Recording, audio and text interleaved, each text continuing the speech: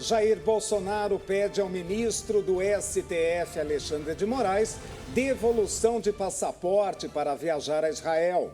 Lula e o presidente francês Emmanuel Macron dizem ser grave Venezuela impedir opositora de Nicolás Maduro. Pesquisa Datafolha aponta que maioria dos brasileiros acha que a invasão dos três poderes em 8 de janeiro foi um ato de vandalismo. Programação especial de Semana Santa na Rede Brasil. Tem celebração no sábado de Aleluia e no domingo de Páscoa com o padre Alessandro Campos. Tudo isso e muito mais a partir de agora aqui no Brasil News.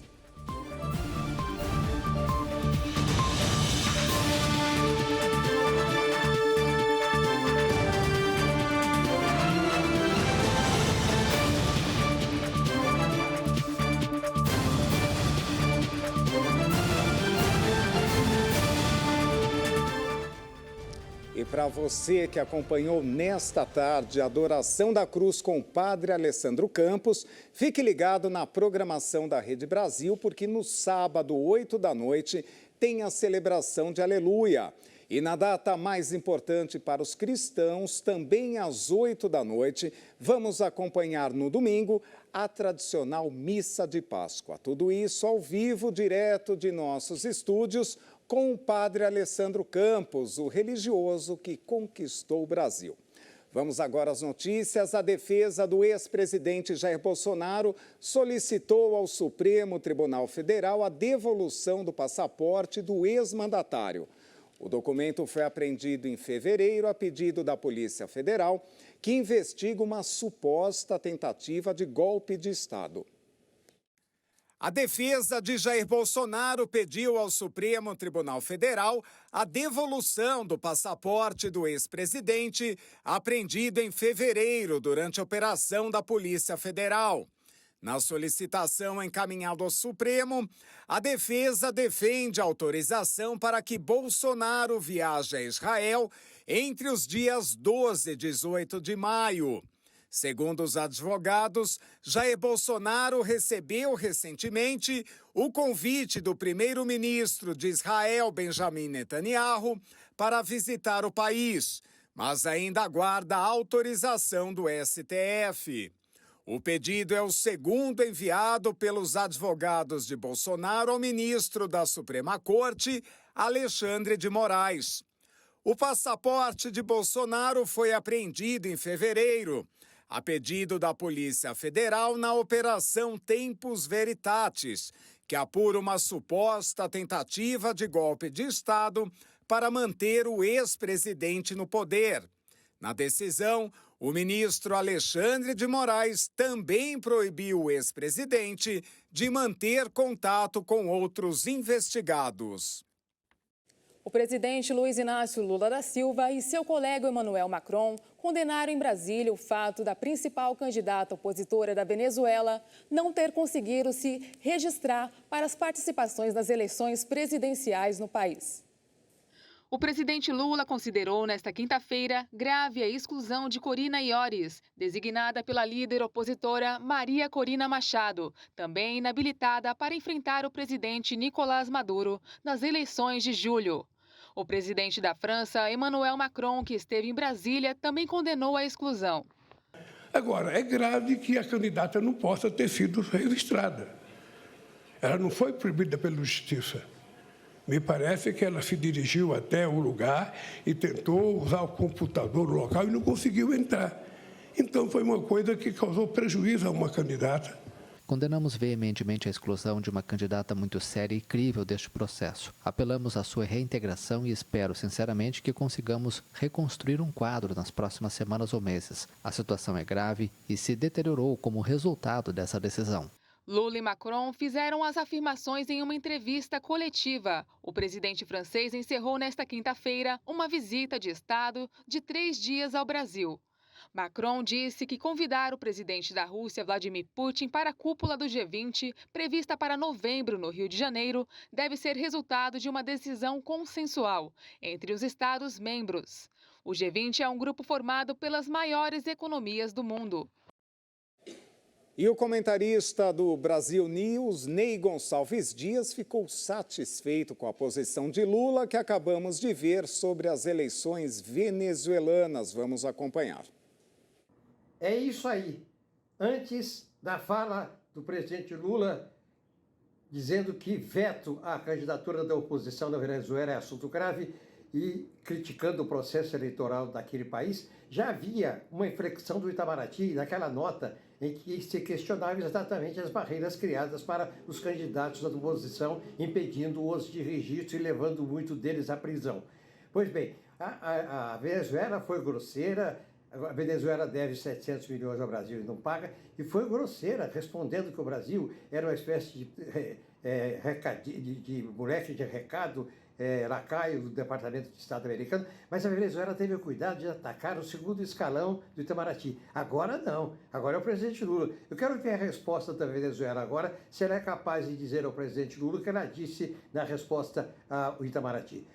Tem 7 milhões de venezuelanos espalhados no Brasil, na Colômbia, na Argentina, no Uruguai e no Paraguai. 7 milhões fugindo da ditadura. O homem lá, ele mexeu no Congresso, ele mexeu no Supremo, ele nomeou militares de patente para os cargos de maior rentabilidade, de maior salário lá na Venezuela. Toda a América do Sul faz ressalva à democracia da Venezuela. Todo o Mercosul faz menos o Brasil, que até agora vinha passando a mão na cabeça de Maduro. O presidente Lula, certamente, acabou chegando a ouvir alguns aliados. Olha, a popularidade está caindo. Não é por causa da economia, é por causa do Holocausto, é por causa do Putin, e agora é por causa da Venezuela. Até que, enfim, caiu a ficha da ditadura venezuelana para o presidente Lula. E o Datafolha apontou que 65% dos brasileiros acreditam que os ataques às sedes dos 3 poderes foi um ato de vandalismo. Somente 30% enxergam como uma tentativa de golpe de Estado. A pesquisa divulgada pelo Datafolha nesta sexta-feira mostrou que 65% dos brasileiros consideram que a invasão das sedes dos 3 poderes em Brasília, no dia 8 de janeiro de 2023, foi um ato de vandalismo. Por outro lado, 30% dos entrevistados consideram o caso como uma tentativa de golpe de Estado. Os outros 5% não souberam responder. Foram ouvidas 2.002 pessoas de 16 ou mais, em 147 municípios pelo Brasil, nos dias 19 e 20 de março. A margem de erro é de 2 pontos percentuais para mais ou para menos. O Supremo Tribunal Federal condenou 116 pessoas por participarem do ataque aos prédios em Brasília. Foram estabelecidas 1.354 ações penais contra os envolvidos no ato criminoso. As penas impostas pelo STF variam de 3 a 17 anos de prisão. O ministro Alexandre de Moraes aprovou dezenas de acordos que impediram a condenação de acusados, desde que eles cumpram regras como participar de cursos sobre a democracia, pagar multa e prestar serviços à comunidade. E uma boa notícia para o campo: o governo federal antecipou a renegociação de dívidas de produtores rurais. O Conselho Monetário Nacional autorizou a renegociação de dívidas do crédito rural de produtores que tenham sido afetados por eventos climáticos ou pela queda de preços agrícolas em 2023. Os pedidos precisam ser feitos até 31 de maio.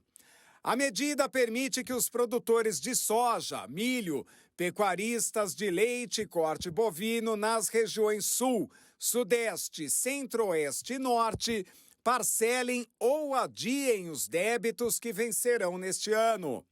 As instituições financeiras poderão renegociar a seu critério até 100% do valor principal das parcelas, com vencimento de 2 de janeiro a 30 de dezembro. As linhas de crédito precisam ter sido contratadas até 30 de dezembro de 2023. E o produtor precisa estar em dia com os débitos até essa data. O ministro da Agricultura, Carlos Fávaro, disse que esta é a primeira vez na história que um governo se antecipa e anuncia as medidas antes mesmo do término da safra. A Agência Nacional de Energia Elétrica vai manter a bandeira verde na conta de luz no mês de abril. A Agência Nacional de Energia Elétrica informou que a bandeira tarifária de energia elétrica continuará verde em abril. Isso significa que não haverá cobrança adicional na conta de luz. A bandeira verde vigora desde abril de 2022, marcando 2 anos consecutivos da manutenção. Isso se deve às condições favoráveis de produção de energia no país, com bons níveis dos reservatórios das hidrelétricas. A permanência do patamar é válida para todos os consumidores do Sistema Interligado Nacional. Cada bandeira é acionada conforme o cenário energético, que varia de favorável, verde, a desfavorável, vermelha, patamar 2, quando a cobrança extra é maior. E a seguir, curto-circuito pode ter causado grande incêndio que atingiu prédio em construção no Recife. Policiais de grupo de elite brigam feio por causa de uma escala de feriado da Páscoa em São Paulo. É daqui a pouquinho, depois do intervalo. Até já.